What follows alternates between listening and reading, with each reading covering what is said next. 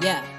Diamond days, diamond days. Pizza? Yo, bitch, basic? Like, just pizza? Yeah, she basic. What up, what up, what up? It's your girl, Diamond Dage, and I am back at it again with another video reaction for you guys today. Now, if you're new, welcome, welcome. Shine bright like a diamond. Please subscribe to become part of the Diamond Gang, okay? We lit over here. We got the crystals for energy and protection, and we just be having conversations that need to be had. Now, today I'm reacting to a mixed girl experience about just her being mixed. Let me hit this clip real quick, and let's get into the video. Yeah. As a mixed person, there's a lot of things that piss me off about white girls saying they want mixed babies. Other than the obvious fetishization, oh my god, I can't say that fucking word. Other than the fact that we all know when they say mixed babies, they have a certain idea in their mind, which is light skin with light eyes, white features, and like 2C to 3B hair. But what pisses me off most is that we all know they're not ready to put in the work of having a mixed kid. Go ahead, ask any of these white girls. Are you ready to learn how to do their hair? Are you ready for the constant questions of if they're adopted, or if you're their babysitter? Are you ready for the racism they're gonna face? Are you ready to deal with their identity crises? Be ready to learn about black culture and how to immerse your kid in it. And most of all, be ready for when your kid comes out looking different from what you expected. Are you ready for your kid to come out with 4A to 4C hair? Are you ready for your kid to come out with dominant black features? Are you ready for your kid to come out dark skin? Ask them any of these questions and they'll either say no or make up some sort of bullshit excuse that we all know is false. That is my biggest issue. The fact that if any of these girls do end up with mixed children, they're going to raise them as if they're white kids, which will only end up with them having really big issues with their identity in the future. And so I agree with everything she literally said. I believe that there's a lot of mixed girls in particularly. I haven't seen a lot of mixed boys talk about it, but a lot of mixed girls who have a black dad and a white mom, they are coming to TikTok and they're saying how that their white parent was not ready to have kids, how they're low-key racist, the family is racist, they pretty much do microaggressions against them and everything that way. What's crazy about that whole conversation is that I don't ever see any, and maybe there are, I have to do my research, but there are never any mixed guys who come out and have the same experience. So I don't know if does it happen with the mixed men, or is it just mainly a woman, like a mixed girl thing that happens with it?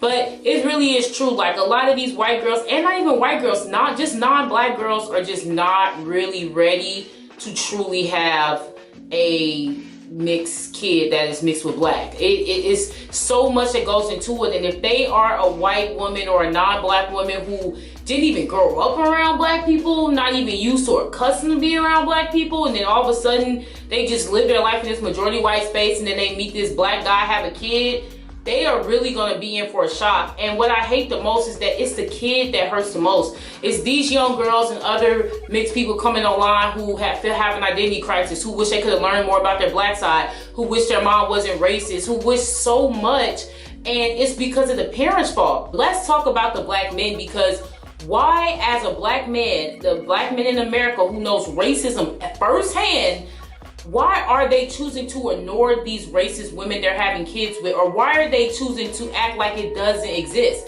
Like, I don't understand how you are a black person in America who knows racism firsthand, and you don't know that the person that you're talking to and wanting to give a seed to is racist.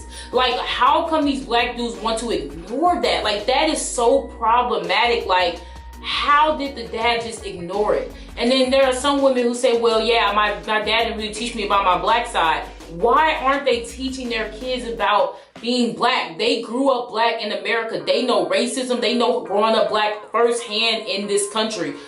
Why are black men choosing to just say forget it? Why are black men so comfortable with acting like nothing is wrong? And I believe that's the problem. Black men, they don't want to accept the reality of how people see them. They want to act like, no, everybody likes me, it's fine, I'm accepted, it's good, we good, when it's not. And this is why so many mixed people have this issue of, they realize that their white side of the family or the parent is racist, microaggressions, is not ready for conversations, cannot relate to them in any kind of way. Like yes, it's the white girls too, because they ought to be ready for that, but at the same time, why are black men choosing to give their seed to racist white women? How do you not know that the person you're about to have a kid with is racist? You obviously have to spend time with them, and obviously you had to engage sexually with them.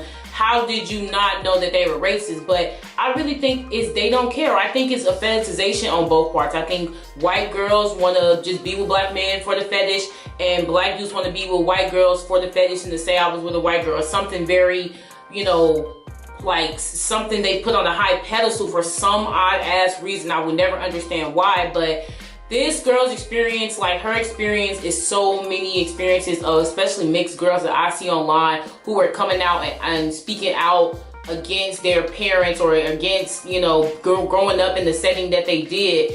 And it truly is tragic. That is the same reason why when I see a white person in the store with a full black kid, African kid, or even mixed kids, I'm like, are they really doing what they need to do? Now, don't get me wrong. If you they took a kid out of a home that they never had, right? But there's still just, when you adopt a non-white kid, there are just still things you have to be ready and prepared for. And I just feel like a lot of white people don't think about that. They just think, well, I have money, I have a home, I live in a decent area with a school, like, that's all great, but you're not thinking in terms of being a black or biracial person, that they're not going to fit in, that they're going to face racism and microaggressions, that they're going to feel an identity crisis, that people are going to tell them, and the society around them is going to tell them, you're not fully white, whatever in each way. So I just feel like white girls, white parents, white people adopt kids, whatever the case, they are not ready. They are not ready. I think that they think, well, I have resources. Resources doesn't mean you're going to raise a non-white person to be who they need to be. Now, I'm not saying that's all the case, but I don't know. I just think that a lot of them are not ready. Like she said, they think that their kid's going to all come out looking the way that they want, and it's not the case. What are you going to do when your daughter or son comes out darker or comes out with 4C hair? What are you really going to do? You have to be prepared for that, and you can't cop out. Once you have the kid, you can't opt out. You can't say, well, no, I don't want this kid anymore, throw it away. You can't do that. You can't use your kids as accessories. But that's what they want to do. Mixed kids mostly are accessories. And that is why you have mixed kids like this coming out and saying this is bullshit. Like, and they questioning, like, why did y'all even get together in the first place? If you was a racist white woman and you was a black man who wasn't going to detect the racist or then why am I here? Because now y'all put me in this hard position, and it's hard for me to navigate and to fully understand things. And I think that just speaks on the large issue of fetishization, anti-blackness, and just in general colorism in America. Let me know if you guys like this video. Smash the thumbs up button, and I will be back with another video reaction for you guys. Bye.